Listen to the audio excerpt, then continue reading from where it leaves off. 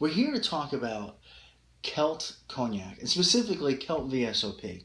Uh, and calling this a VSOP is almost disjustice because it's double the legal age required by law, so it's practically an XO, so it's a great bargain at its price point.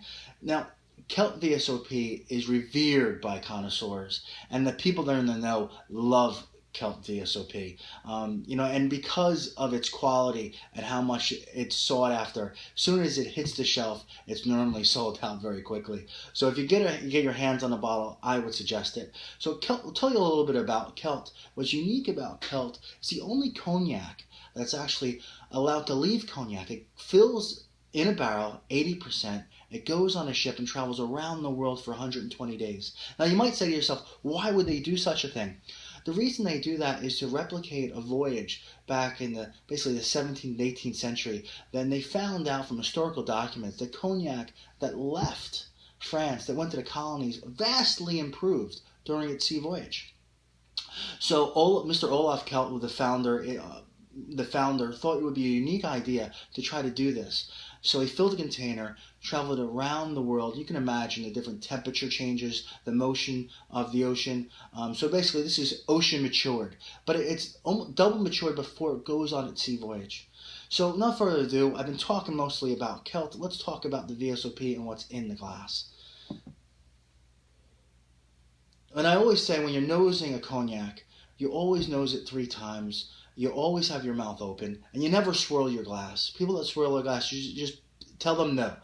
But you're dealing with something that's 40% alcohol, and you don't want to desensitize your nose. But the first time you nose it, you'll pick up alcohol. Second time you nose it, you'll start picking up the wood. And now, I will say, Kelt VSOP is 100% Grand Champagne. It's 100% Limousin Oak, 100% Uni Blanc grapes. So it's the best of the best. So if it has Kelt on it, it's 100% Grand Champagne, 100% Limousin Oak. And it's all gone on the sea voyage. Now, when I nose it a third time, you start picking up the nuances of the whiskey because you're training your nose. This one is this is very different from the Commodore and the XO. You're getting a lot of floral heather notes. You get a lot of honey and a lot of vanilla. But you get that hint of that tobacco note that the XO is famous for. And, let's just give it a go and give it a try. Very gentle on the palate. Probably the smoothest VSOP your lips will ever try. Now listen, there's no sugar added to this. A lot of cognac producers add sugar. There's no sugar, so this is natural as could be.